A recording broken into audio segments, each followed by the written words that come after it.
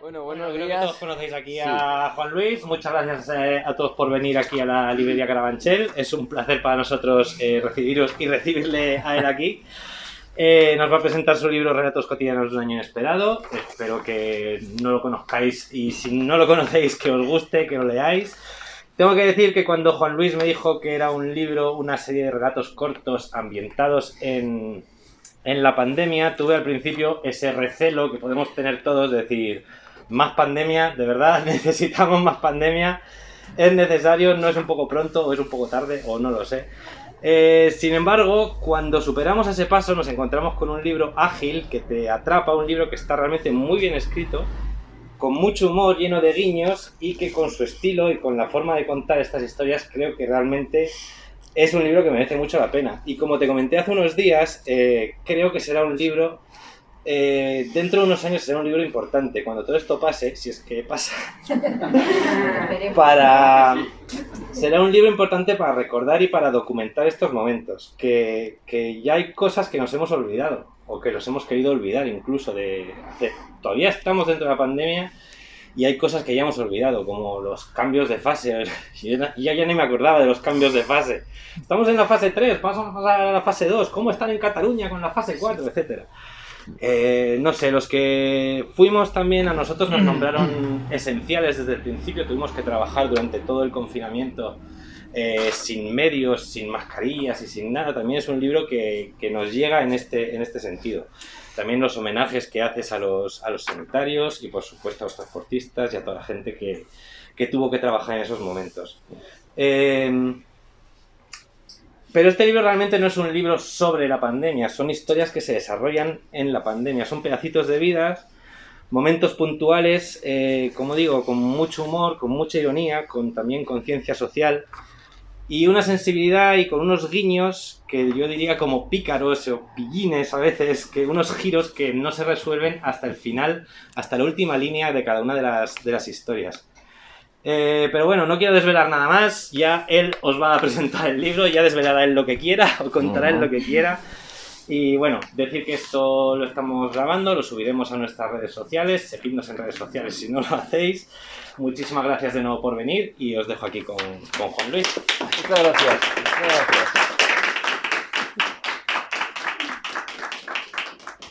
Pues nada, una presentación muy buena. Vamos con la presentación de los relatos cotidianos. ¿Qué son estos relatos cotidianos? Pues son historias, como ha dicho Óscar, con un elemento común, que es la pandemia. Pero la pandemia no va a ser la protagonista, la pandemia va a estar ahí en el escenario, en un segundo plano, porque los protagonistas van a ser las personas.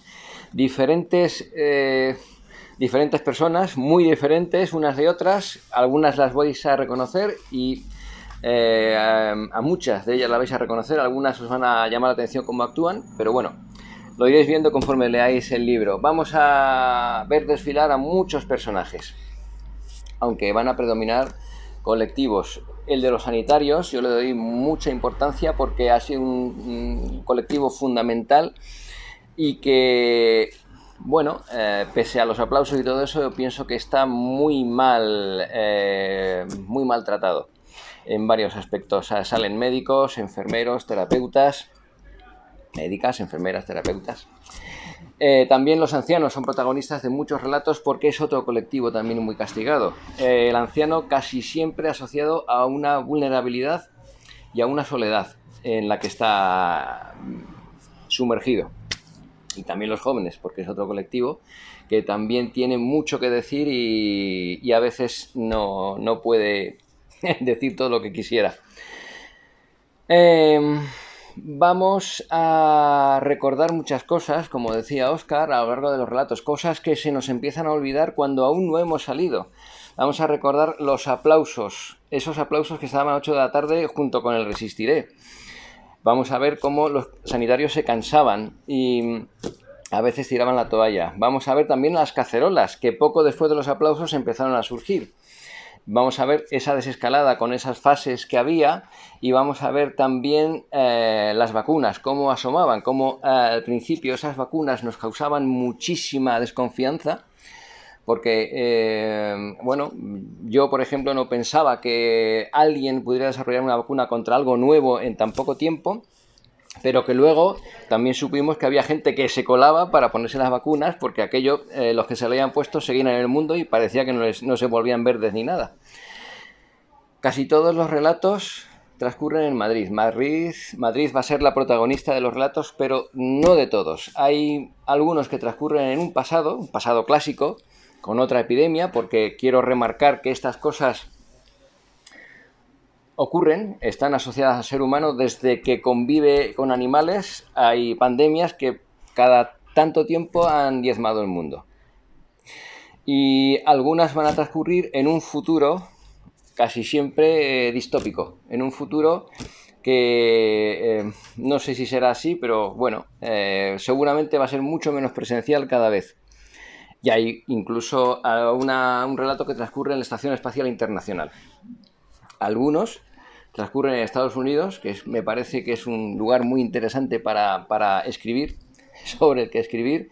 Y bueno, volviendo a este Madrid en el que yo me muevo, yo lo divido en dos burbujas que aparentemente son impermeables, y que un personaje, uno de los pocos personajes que tiene nombre en los relatos, Claudia, se encarga de romper cada día esa aparente impermeabilidad que tiene la membrana.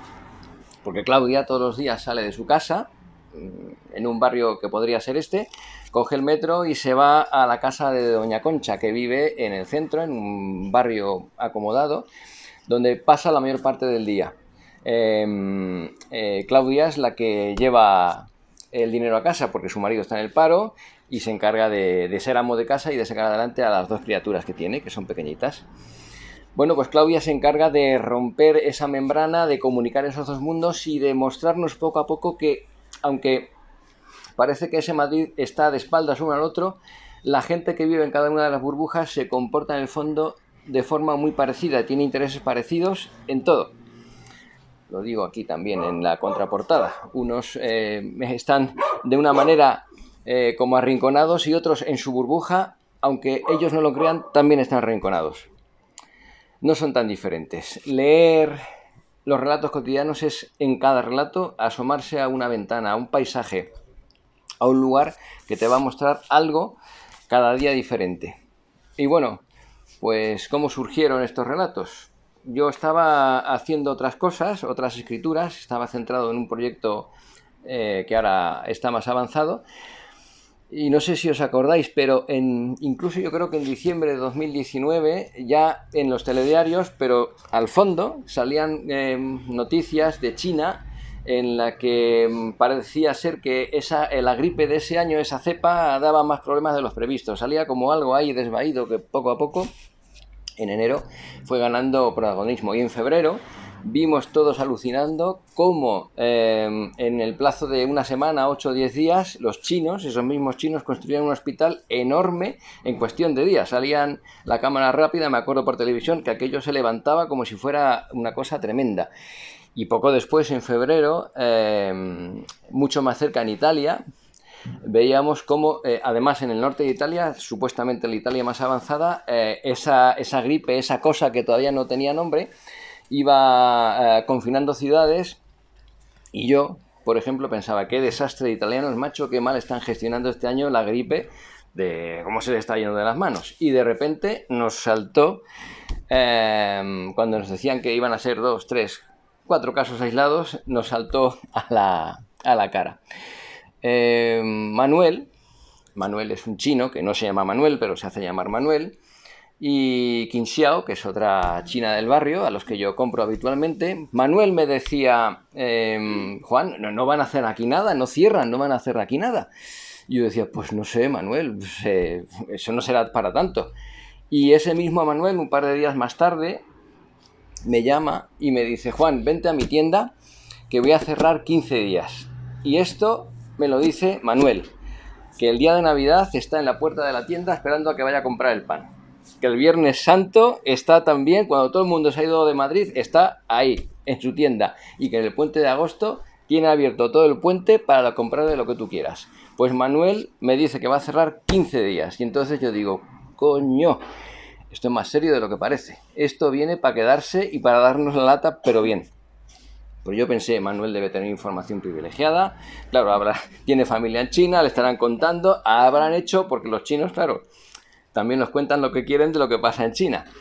Así que dije, tela. Y bueno, aquello me supuso un aldabonazo y me empezó a subir la angustia, y la única manera que tuve de empezar a sacarla, a la válvula de escape, fue escribir, que es una de las cosas que no se me da mal. Así que empecé a pensar situaciones, cosas, historias, a extrapolar, y empezaron a surgir relatos. Empecé a tomarle el gustillo, y esos relatos, que en principio salían como algo que me iba a hacer pasar mejor el tiempo del confinamiento, acabó convirtiéndose en esto que veis aquí, este librito.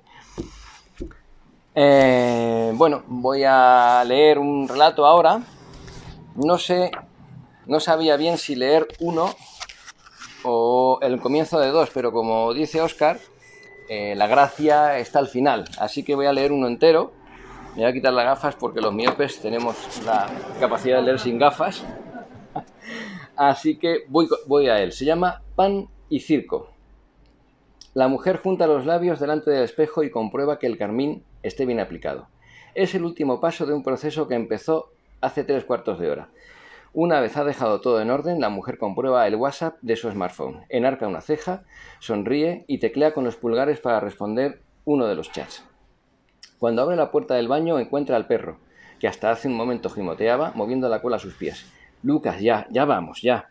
Tú, me llevo a este a mear y luego voy al chino. La mujer habla casi a gritos desde la puerta de entrada de la casa, con las llaves y la correa del perro en la mano. ¡Da recuerdos! Es la escueta respuesta que llega desde más allá del pasillo. La mujer mira muy seria hacia el pasillo, frunce el ceño y abre la boca, pero no dice nada. Se lleva la mano a la trabilla del cinturón. Joder, esto también se me quedó estrecho y me aprieta. Después se mira en el espejo del recibidor, tira hacia abajo de la minifalda y susurra, como sigamos mucho tiempo así, no me va a valer nada. Después mira al perro, le señala con el índice y dice bajito, sienta, Lucas, y le pone la correa.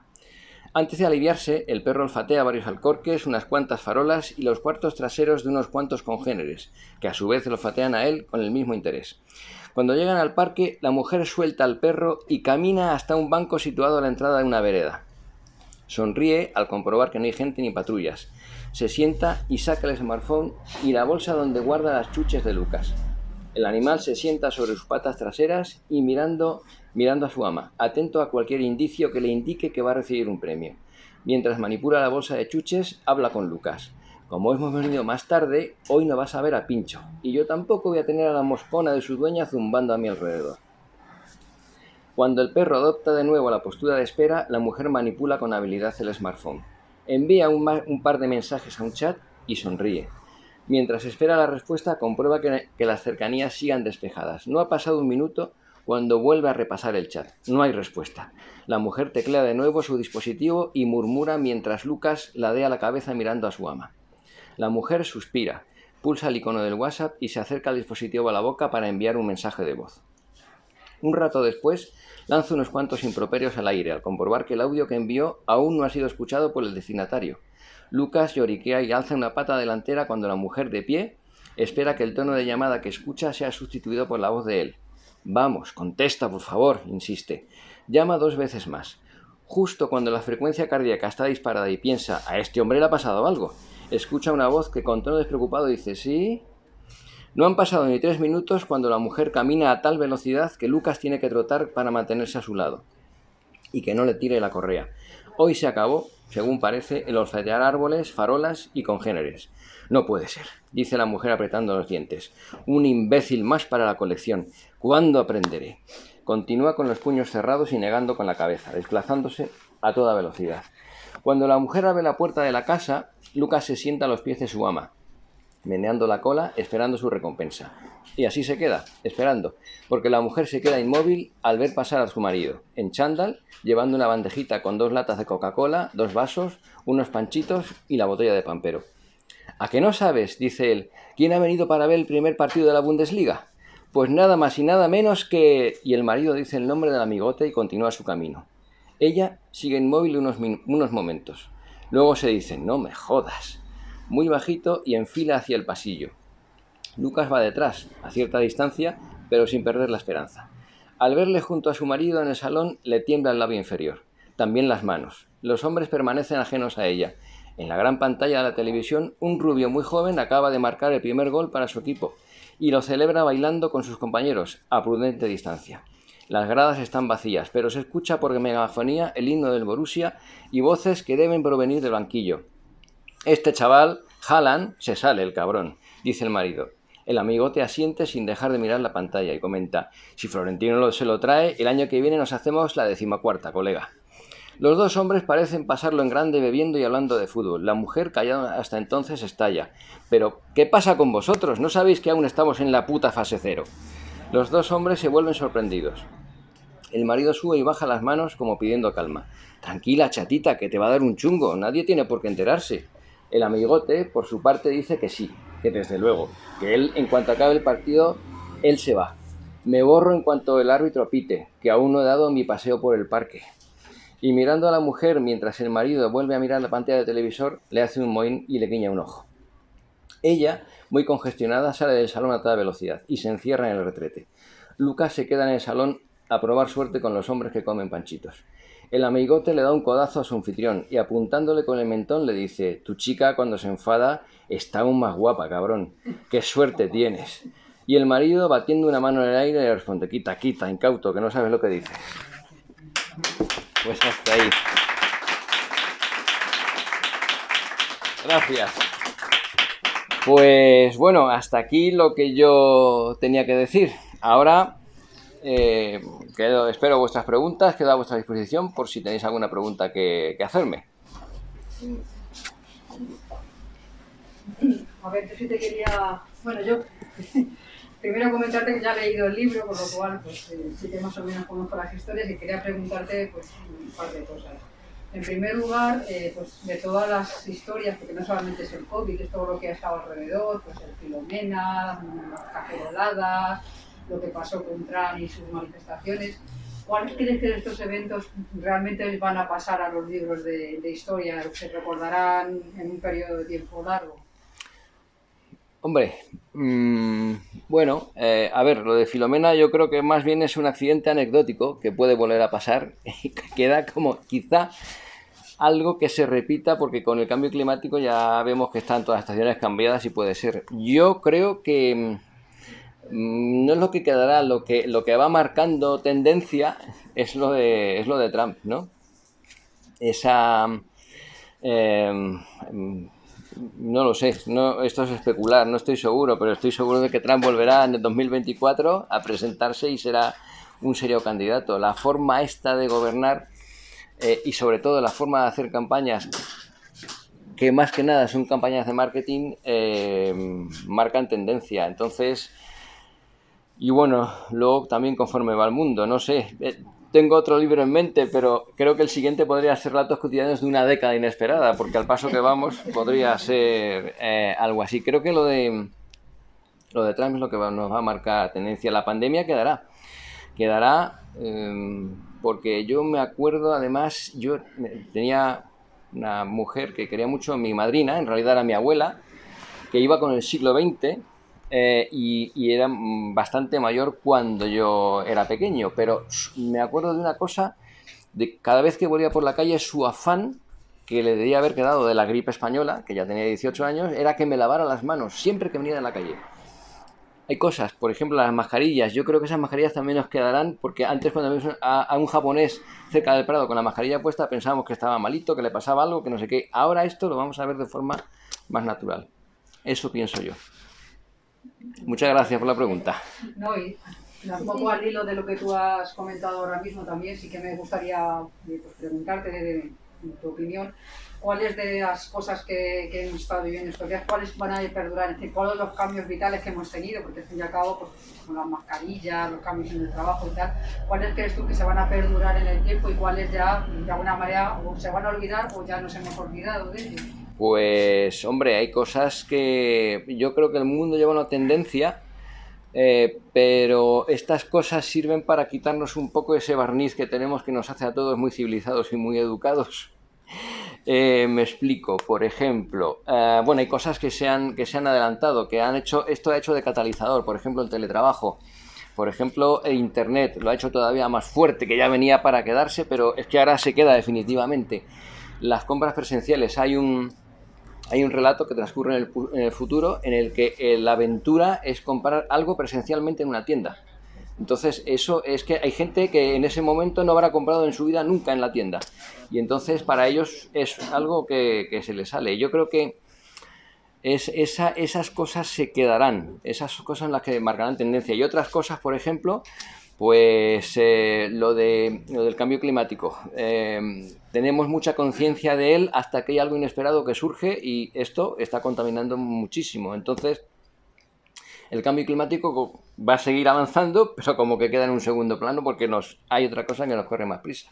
Ahora que en la guerra, pues está claro que el cambio climático ha quedado fuera de toda la programación, está en otras cosas. Así vamos, así somos, yo creo. Gracias por la pregunta.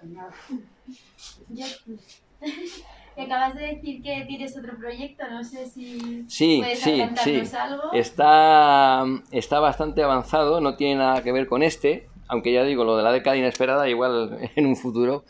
Es una novela, va a ser una novela epistolar, que básicamente está hecha a base de cartas, documentos, crónicas, y transcurre en un periodo de la historia que me gusta mucho, en la antigua Roma, en el Alto Imperio. Se va a llamar seguramente A la luz de las lucernas y cuenta la historia, o más bien cómo ve el mundo un esclavo, pero un esclavo muy especial. Es un preceptor, alguien que enseñaba a los niños de alguien muy rico y que al mismo tiempo es consejero de ese hombre que sí que pasará a la historia, de un general brillante y que nos va a contar cómo ve ese mundo a través de sus ojos, y lo ve con bastante propiedad porque tiene mucho conocimiento y se aprovecha de su condición, al mismo tiempo de esclavo, pero privilegiado. Entonces es un proyecto en el que tengo mucha ilusión. Espero que salga antes de que acabe este año y si no pasa nada, os emplazo aquí el año que viene para hacer la presentación. Gracias por la pregunta. Gracias. Yo quería preguntarte. Me ha llamado la atención que, excepto algunos personajes muy concretos, pues como Claudia o Doña Concha, que tú has nombrado aquí, la mayoría son un hombre, una señora, un tal. ¿Por qué decides no despersonalizarlos de esa forma? Sí, es verdad que les pongo sin nombre. Pues mira, sí tiene su explicación y me parece una pregunta muy buena. Muchas gracias. Cada uno... A ver, en primer lugar son relatos cortitos.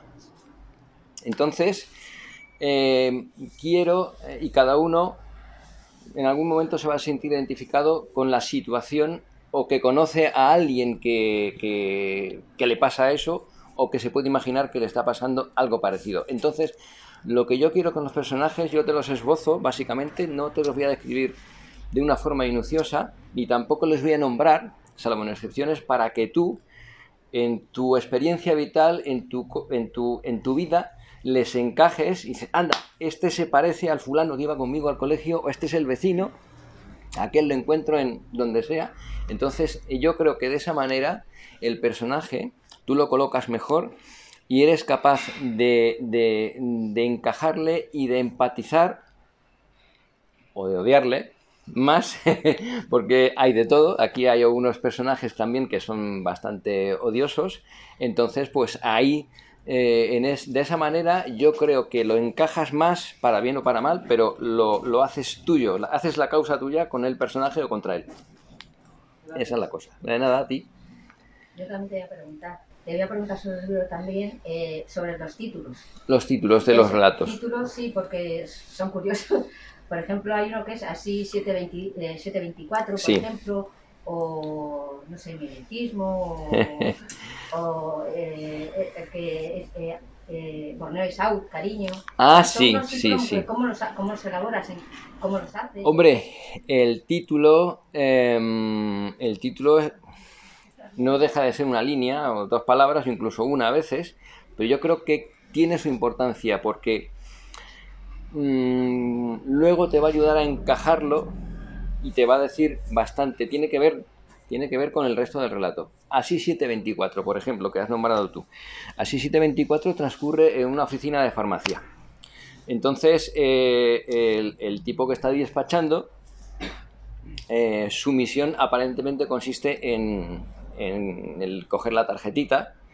Ya ha dejado de interpretar todo lo que interpretaba con las recetas antiguas, que nada más que las sabía interpretar él, pero con la tarjeta de la Seguridad Social, pues él lee y aparentemente despacha. Pero es que está para otras muchas cosas, como otra mucha gente que trabaja presencialmente, ¿no? Le llegan ancianos, le llega gente, le van surgiendo, el relato surge en una oficina de farmacia y con dos ancianos que prácticamente son analfabetos y que le piden ayuda para otras cosas. Entonces, de ahí el título del relato. Así está el hombre, el farmacéutico, 7 días a la semana, 24 horas, haciendo lo que tiene que hacer y otras muchas cosas más. Podía ser él como podía ser pues Oscar o cualquier otra persona que se vea con estas cosas. Y Borneo Stout Cielo es el otro que decías, pues transcurre en un futuro también, en el que la gente ya no viaja a lugares exóticos de la Tierra, viaja al pasado, compra roles, no relojes, sino compra roles de personajes y en función del rol que... O sea, hay gente que quiere comprar el rol de Hitler en abril del 45 en Berlín. Es carísimo, pero vas a sobrevivir. Hay otra gente que también quiere ir a la guerra y compra un rol de soldado en Somme, en la Primera Guerra Mundial. Pues esos son viajes muy baratos, low cost, pero vas a durar 2 o 3 diarios porque se te va a acabar enseguida, te matan. Entonces, de eso va, de que todo lo exótico, todo lo que hoy, digamos, puede llamar la atención, ni siquiera, o esté de moda, en un futuro, pues van a ser ya no esos lugares que igual ni existen, o dejan de tener lo que hoy tiene de atractivo, y vamos a hacer otras cosas, vamos a ir hacia atrás en el tiempo para viajar y vivir la experiencia en persona. Eso es. Y mimetismo también me decías. Mimetismo es porque hay una mujer en un barrio muy acomodado que está rebuscando en los contenedores y pasa completamente desapercibida. Durante el relato pasan los que vienen con las cacerolas, con las banderas y todo esto, y ella está a lo suyo y es que no existe, pasan completamente de largo de ella. Entonces está tan mimetizada como una polilla que está junto a ella en una acacia y que tampoco ve nadie. Eso es. Mucho los relatos, hay que leerlos. Sí, bueno, pero hay de sobra, ¿eh? No hay aquí... Hay de sobra. Adelante. A ver, mira, yo soy una aspirante a ser tu lectora. Una lectora empedernida, o sea, ya he leído tus 2 libros. Bueno, para decir la verdad, como lo he leído a la velocidad del rayo, me queda... Poco, bueno, bien. Entonces, mi pregunta es, y a colación de lo que tú acabas de decir, hablas de un personaje que se llama Claudia y hablas de su marido que está en paro y Sí. se queda de amo de casa. Eso es. Entonces, mi pregunta es, si en un futuro se va a hablar de esos malestares del amo de casa. Porque en este libro creo que las mujeres somos muy protagonistas. Sí. Somos, quizá diría yo, que demasiado. Pero siempre para hablar de eso más negativo que tenemos, en la crianza, en el ámbito doméstico y demás. Entonces, mi pregunta es si vamos a poder hablar, si los hombres se van a atrever, y las mujeres, a hablar de ese amo de casa, de ese malestar que siente ese amo de casa porque se queda en casa en un papel Claro. convertido, que es más la costumbre de que la mujer trabaje, ¿no? Sí, sí, sí. ¿Tú crees que nos vamos a atrever? ¿Nos vamos a lanzar a hablar de ese amo de casa? Pues es posible, no lo sé. Vamos a ver, yo a Claudia sí que le quería dar un protagonismo, por eso además tiene nombre propio y porque además vemos ella, Doña Concha y algún otro personaje que aparece, vemos cómo van evolucionando cada unos cuantos relatos. Tampoco es que aparezcan en demasiados, pero vamos viendo cómo evolucionan. A Claudia sí que la quería dar una preponderancia, pero porque yo creo que el mundo sería todavía peor si estuviera solamente formado por hombres, ¿no? Quiero decir, yo le doy a la mujer un papel muy importante porque efectivamente, aunque el marido de Claudia, yo me lo imagino que el hombre hace lo que puede en su casa con los niños y que los saca adelante lo mejor que puede, estoy seguro de que cuando llega Claudia a su casa, muy tarde, todavía tiene cosas que hacer Claudia. Y me atrevería a decir que ella aprecia lo que hace su marido, pero dice, este hombre llega un momento en que ha alcanzado un llano y de ahí no pasa. Yo le quería dar preponderancia a Claudia, como se la doy en otros aspectos. También hay hombres que tienen un protagonismo aquí, creo que bastante. Hay un hombre, que ya lo veréis, en un relato que se llama A hospedar al peregrino, al que le cambia la vida a la pandemia, yo creo que para bien. No voy a desvelar nada, pero ya lo veréis. Pero efectivamente yo a la mujer le doy una importancia porque yo creo que, esto pasa desde que la historia, desde antes que la historia sea historia, desde el neolítico, los hombres iban a cazar el mamut, las mujeres se quedaban y fueron seguramente las que desarrollaron la agricultura, pero los hombres cazaban, sí, de vez en cuando, pero casi siempre había grano en las casas, con lo cual la importancia de la mujer es seguramente mucho más, claro, por lo que sea, el macho ha sido siempre el que ha impuesto su rol. Igual es por eso por lo que va el mundo así, no se sabe. Pero, en fin, que alguien va a ser capaz de contar lo que cuenta un amo de casa, es posible que lo cuente yo en un futuro, sí. Es posible que lo cuente en un futuro, sí. Yo podría contar de eso, en fin, este relato, a ver, yo soy... hay gente empeñada en decirme que soy un cadáver. Cada vez que me presento a una convocatoria laboral me dicen que estoy muerto. Yo me resisto, igual soy un zombie, no me he enterado, pero me resisto. Esto para mí es vida, o sea, es otra vez, es volver a la vida, es lo que yo quiero. Entonces, pues ahí está mi cosa, que ya te digo. Pues puede ser un filo muy importante. Sí, ahí, sí, pero yo... Vamos, es una sugerencia. Sí, muy interesante, sí, detrás del romano. ¿Más preguntas? A ver, yo tengo una. Adelante. Bueno, una que son dos. Como escritor, imagino que todos tus relatos para ti son importantes, pero ¿hay alguno que te haya marcado, que sea o una vivencia o esa para ti el más representativo de todo el libro? Sí, claro que sí. Entiendo que sí. Sí. Ahora me vas con la segunda, voy a responderte a te digo cuál es. Era un poco a corazón. ¿Había alguno que era tu preferido o era una vivencia o era una vivencia, alguno en particular? Pero entiendo que puede ir un poco hilado de los dos. Sí, te digo uno que más o menos hay uno al principio que se llama Nada nuevo bajo el sol. Este es un relato que es... no es autobiográfico porque el protagonista no soy yo, el protagonista es mi padre. Mi padre y mi madre. Entonces, Nada nuevo bajo el sol quiere además reivindicar todo lo relativo a la sanidad, que a mí me parece importantísimo. Nada nuevo bajo el sol, voy a esbozar cómo va. Es el relato de un hombre que está esperando en la sala de espera de un quirófano a que salga el cirujano para que le informen de cómo ha ido el trasplante de su mujer que está dentro. Esto es una experiencia auténtica porque a mi madre le trasplantaron un riñón hace 36 años Yo me acuerdo que mi madre tenía que firmar cada mes, entonces eran otros tiempos, pero no eran muy diferentes. Estaba en diálisis, estuvo en diálisis años y cada mes tenía que firmar un recibo como que autorizaba a la Seguridad Social a pagar a la empresa tal un dinero. Entonces eran 600 euros, 100.000 pesetas al mes, que en el año 85 era una pasta. Mi madre se hubiera muerto si no hubiera habido eso que se llaman impuestos que se emplean en estas cosas. Y esa experiencia, que yo entonces era un chaval adolescente, me quedó tan marcada con la sanidad. Creo que es una cosa tan fundamental que bueno, ha quedado aquí reflejado esa espera, eso es lo que pasa, esa historia. Y bueno, supongo que por eso me entró tanto la necesidad claro, porque esta es otra historia ya, me enrollo como las persianas.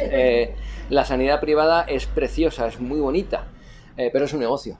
Entonces, en cuanto tengas goteras más gordas de la necesaria y tal, te van a derivar o te van a dejar sin un duro, o las dos cosas seguramente. Bueno, ese respondiendo a tu pregunta, que es definitivamente a lo que hay que responder, ese relato es el que más me llega a mí al corazón, porque lo viví además en una época en la que uno está muy blandito, que es la adolescencia, eso es.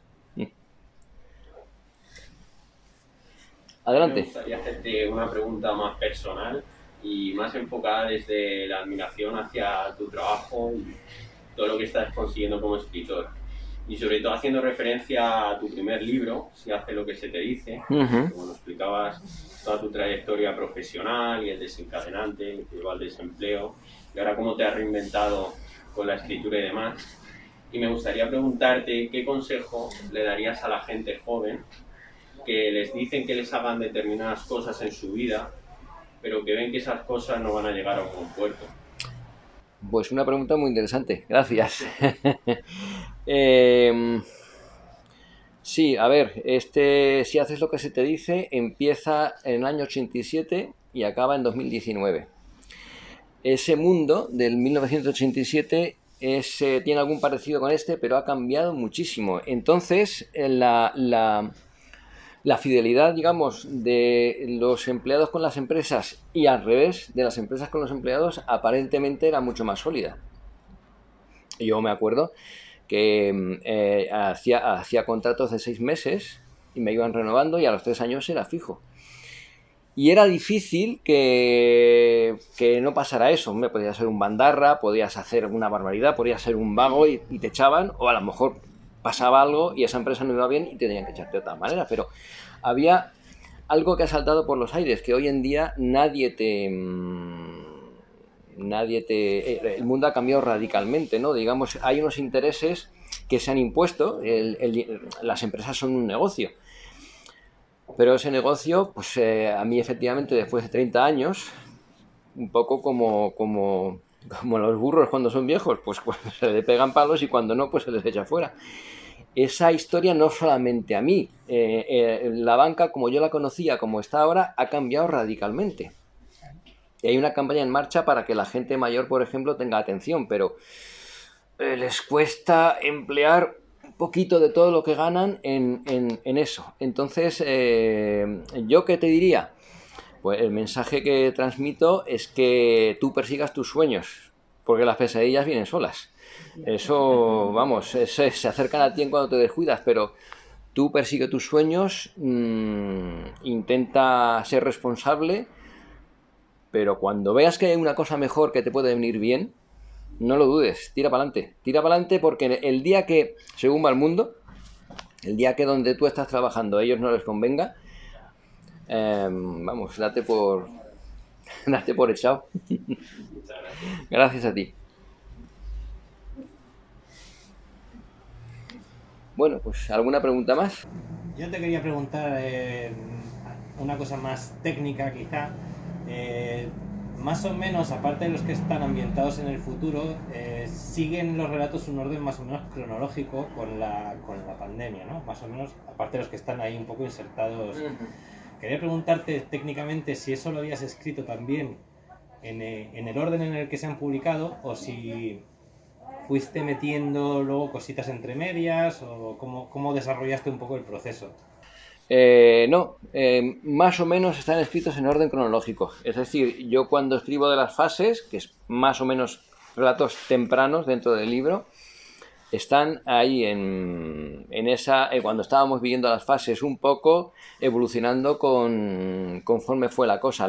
Lo de las vacunas están más atrás y bueno, pues es por eso mismo, es porque en un principio no se hablaba de vacunas o se hablaba de forma muy general como algo que ocurriría en el futuro y luego conforme fue surgiendo, pues incluí ya relatos que incluían vacunas porque a mí también eso me preocupaba y era una forma también de sacarlo. Incluso cuando las vacunas parecía que eran buenas ya, que funcionaban, pues hay un relato también muy curioso de alguien que está fuera, exiliado, que se ha llevado un montón de dinero de aquí y tal, y hay gente que dice, sí, vienen a vacunarse aquí, hazles sitio y tal, cuando todavía en España ni en ningún sitio había empezado la vacunación general, pero allí ya se pagaba esas vacaciones con vacuna incluida. La naturaleza humana siempre es la que es. Pues muchas gracias por la pregunta. Yo tengo otra pregunta. ¿Cómo viviste tú la pandemia? Yo no la recuerdo mal. Yo pensé cuando el estado de alarma, bueno, yo tengo que decir que fue declararse el estado de alarma y caer redondo en la cama con el COVID.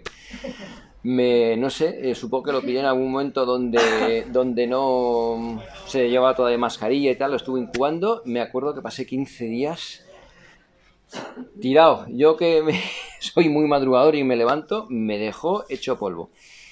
Y luego cuando ya conocí de nuevo y supe que teníamos que estar encerrados en casa, yo pensé agarrarme a la lámpara al principio de todo. Y yo sin salir a la calle, ¿qué voy a hacer? Pero yo recuerdo ese confinamiento donde se salía solo a hacer la compra y tal.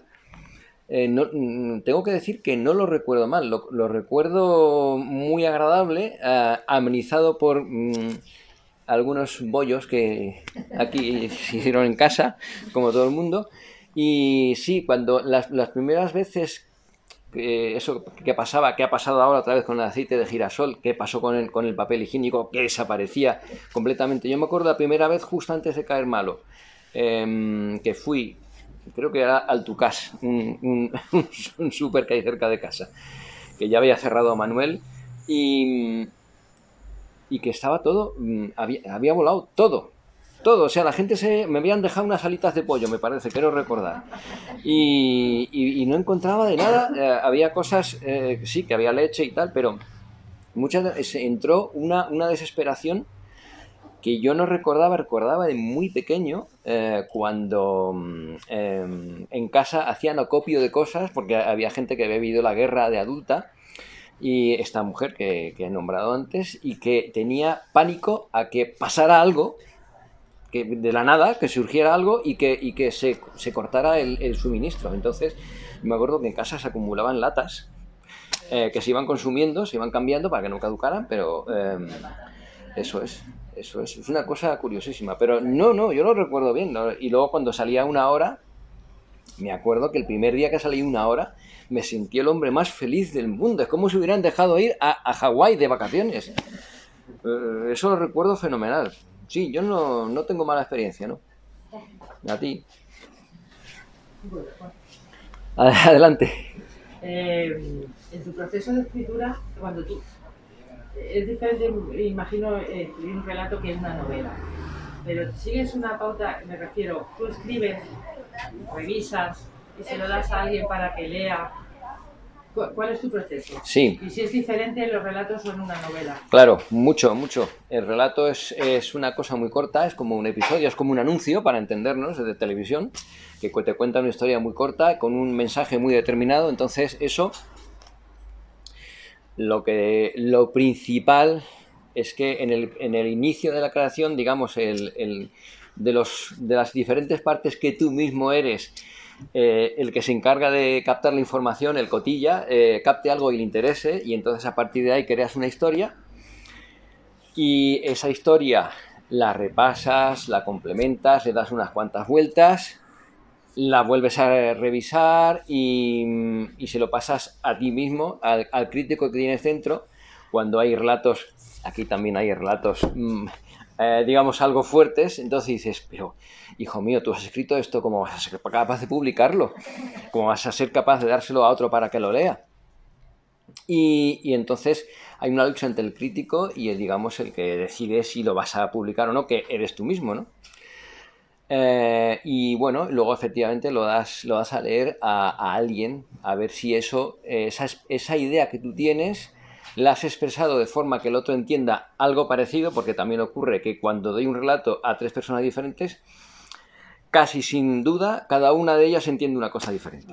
Pero eso debe ser así, porque una vez que yo escribo un relato y otro lo lee, el relato ya no es mío, es tuyo, y tú vas a sacar tus conclusiones en función de lo que te haya parecido y de la experiencia que tengas vital. Y es muy diferente cuando se trata de una novela. Una novela es una cosa muy, muy, muy, muy seria. Las 2 novelas que he hecho y que estoy haciendo son cosas muy concretas. Tienes que tener las cosas muy claras porque la novela requiere un despliegue muy grande. Tienes que ten en cuenta que una novela, en este caso, por ejemplo, transcurre 30 años, pero eran 30 años que yo conocía muy bien y que sabía lo que quería contar. Y en esta otra, digamos que lo que yo sé del tema me vale para hacer una historia, digamos, que sea, vamos a decir, atractiva de eso. Pero requiere un despliegue de escaletas, de situaciones, de personajes que interactúan. Es mucho más complicado. Tienes que documentar mucho más para una novela. Muchísimo, claro, porque tienes que... De situaciones incluso. Claro, aquí... El personaje, supongo. Aquí en los relatos basta con que veas, pues eso, cuando salió el amigo Trump diciendo que, hombre, si con un poquito de lejía esto se arregla, por Dios, venga, un traguito, un chupito para todos. Y claro, tú lo ves y entonces dices, pues mira, esto lo voy a poner en la farmacia y la gente que es analfabeta y tal, pero ahí entra una señora que dice, pero ¿cómo que tenéis aquí esto? Pero que la gente no sabe, y la mujer no sabe leer, pero ¿cómo que lejía? En fin, eso, digamos, basta un clic para que tú vayas haciendo una idea, porque la historia va a ser cortita, te va a dar para unas cuantas páginas. Y la novela es muy, muy diferente porque requiere un trabajo, sobre todo, de coordinación, que no sean relatos sueltos, que sea algo que al final, digamos, esté conectado de alguna manera con todo lo que ocurre durante el resto.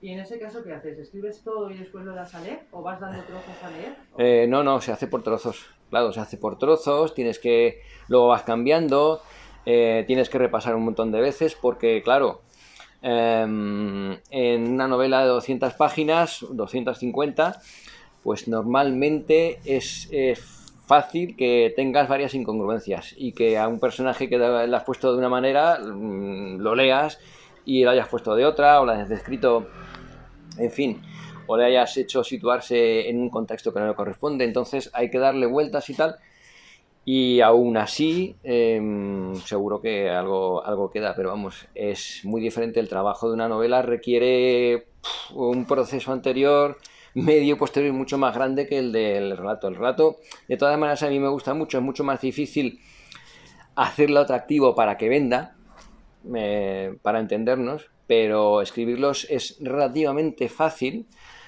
porque la idea que tienes es encajarla en un cuadrito, es una foto, es un cuadro, es una imagen que te sale ahí. Entonces, y la novela no, la novela requiere situaciones que cambian, personajes que envejecen. Bueno, también puede transcurrir en poco tiempo, pero en este caso mis novelas transcurren durante bastantes años, con lo cual hay que darle una coherencia y también, en lo posible, histórica también, que tampoco digas disparates. Claro, no puedes poner patatas en Antigua Roma, por ejemplo. A ver. Gracias. A ti, muy interesante. Pues nada, ¿más preguntas? Pues nada, a los que tenéis el libro y lo habéis leído, me alegro mucho. Podéis regalarlo también. Y los que no lo tenéis, pues aquí estoy. Muchas gracias a todos, en serio, ahora, por vuestra presencia, vuestro ánimo y vuestro apoyo. Gracias.